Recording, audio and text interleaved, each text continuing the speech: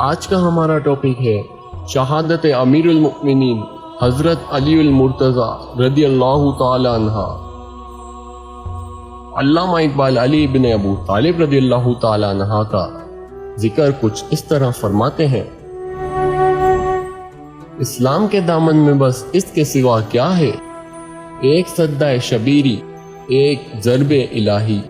آئیں ہم بھی ذکر علی کرنے کا شرف حاصل کرتے ہیں۔ جب ہمارے پیارے نبی آخر الزماں حضرت محمد مصطفیٰ احمد مجتبیٰ صلی اللہ علیہ وسلم کی عمر مبارک 30 سال کی تھی اور اعلان نبوت کے 10 سال باقی رہ گئے، اللہ نے اپنے نبی حضرت محمد مصطفیٰ صلی اللہ علیہ وسلم کے ہی خاندان بنی ہاشم کے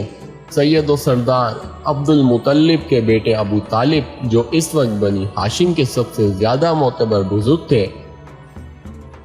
ان کو ایک فرزند عنایت کیا جن کا مقصد آغاز تبلیغ رسالت میں دامے درمے سخنے معاونت کرنا ہے، یعنی وہ فرزند دین اسلام کی نصرت اور حفاظت کے لیے خلق ہوا۔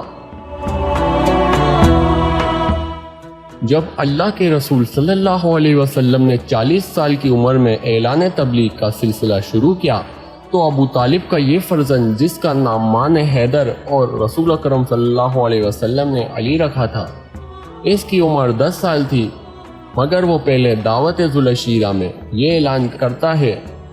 کہ اگرچہ میں عمر میں چھوٹا ہوں مگر یہ عہد کرتا ہوں اپنی حیات کا ہر لمحہ آپ کی نصرت میں گزار دوں گا۔ یہی وہ موقع تھا جس پر رسول اللہ صلی اللہ علیہ وسلم نے یہ اعلان کیا: یا علی، تم میرے وصی ہو گئے،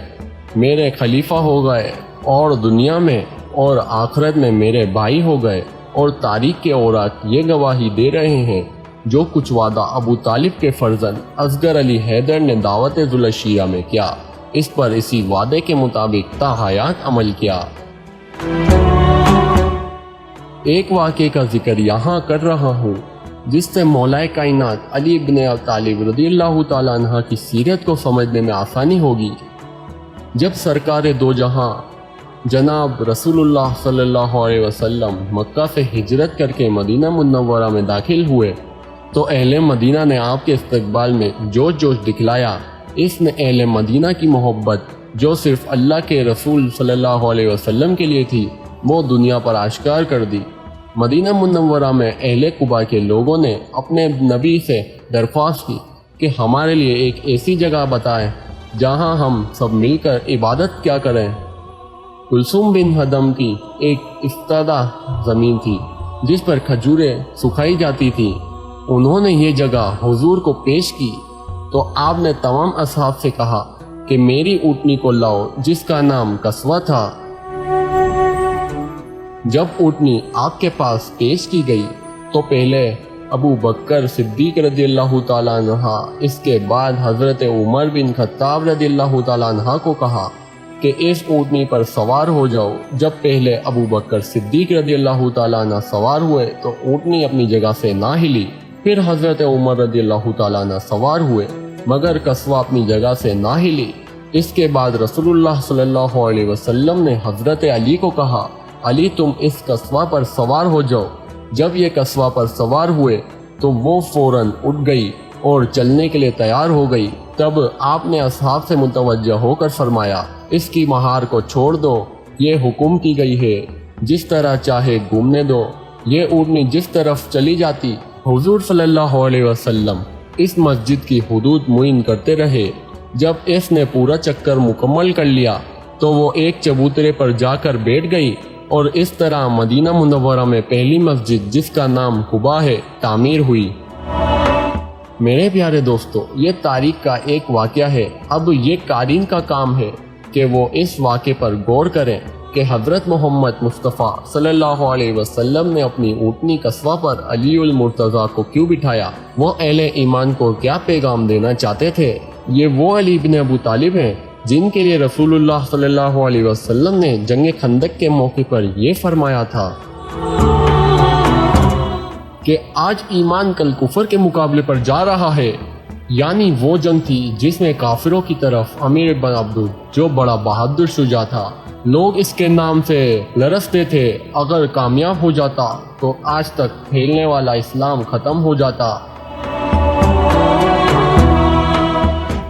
یہی حیدر کرار جنہیں شاہ مردہ شہر یزدہ کہا جاتا ہے، یہ تمنا لے کر جنگ میں جاتے تھے کہ شاید مجھے رتبہ شہادت نصیب ہو، لیکن زمانہ رسول اللہ صلی اللہ علیہ وسلم کی جنگیں ختم ہو گئیں جن کی تعداد تقریباً 80 غزوات ہے، مگر علی ابن ابو طالب رضی اللہ تعالیٰ فتح اور غازی بن کر آتے رہے۔ بعد وصال رسول اللہ صلی اللہ علیہ وسلم کی جنگیں ہوئی، صفین نہروا، لیکن مولا کائنات علی ابن ابو طالب شہید نہ ہوئے اور تمنا شہادت دل میں موجود تھی۔ 3 عام الفیل میں پیدا ہونے والا ابو طالب رضی اللہ تعالیٰ عنہ کا فرزند آج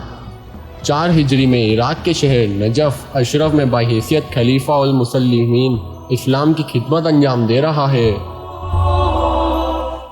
جب 4 ہجری کا رمضان المبارک آیا اور آپ حسب روایت بعد نماز مغربین جو خطبہ پڑھتے تھے تو اپنے دونوں فرزندوں حسن مجتبیٰ علیہ السلام اور حسین علیہ السلام شہید کربلا سے یہ پوچھتے، بیٹا یہ بتاؤ اب کتنے روزے باقی ہیں؟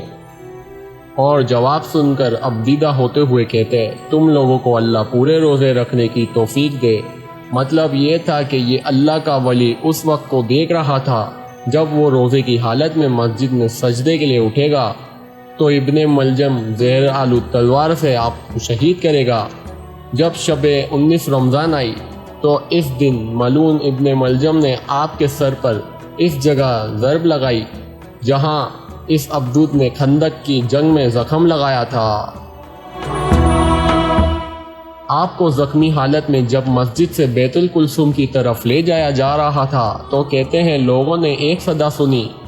قد قتل امیر المؤمنین۔ تاریخ گواہ ہے جہاں جہاں یہ صدا پہنچی تو ہر گھر سے لوگ روتے ہوئے باہر نکل آئے، اس میں مردوں سے زیادہ بچے اور عورتیں تھیں۔ یہ وہ لوگ تھے جن کے گھروں میں امیر المؤمنین رات کے اندھیرے میں اپنے چہرے پر نقاب رکھ کر جاتے اور روزانہ کا راشن اور غذا لے جاتے تھے۔ جب 2 دن تک ان کے گھروں پر راشن نہ پہنچا تو وہ سمجھ گئے وہ شخص ہمارے گھروں پر آ کر ہماری مدد کرتا تھا اور چہرے پر نقاب رکھتا تھا، وہ کوئی نہیں، ہمارا امیر المؤمنین، ہمارا خلیفہ وقت تھا، وہ علی رضی اللہ تعالیٰ عنہ جو تمنا شہادت رکھتے تھے۔ جب ضرب لگی ہے تو آپ سجدے میں چلے گئے اور خاک زمین اٹھاتے ہوئے ایک سجدہ شکر ادا کرتے ہوئے قرآن پڑھتے ہوئے کہا، ہم کو مٹی سے پیدا کیا گیا ہے اور اس مٹی میں دفن ہونا ہے، اور ایک عجیب و غریب جملہ کہا کہ فست برب کعبہ، کعبے کے رب کی قسم میں کامیاب ہو گیا۔ یعنی علی المرتضیٰ رضی اللہ تعالیٰ عنہ کی نظر میں کامیابی اس موت میں ہے جس میں شہادت ہو۔ وہ جانتے تھے وہ شیر خدا ہیں، انہیں کوئی میدان کارزار میں شہید نہیں کر سکتا، لیکن وہ شہادت کی موت چاہتے تھے۔ یہ علی بن ابو طالب رضی اللہ تعالیٰ عنہ کی بڑی فضیلت ہے کہ وہ اللہ کے گھر میں بیت اللہ میں پیدا ہوئے اور اللہ کے گھر میں یعنی مسجد میں شہادت پائی۔ مولا کائنات علی بن ابو طالب کی زندگی کا ہر لمحہ دین اسلام کے لیے وقف نظر آتا ہے اور ان کی زندگی کا ہر پہلو دنیا اسلام کے زمانے والوں کے لیے مشعل راہ ہے۔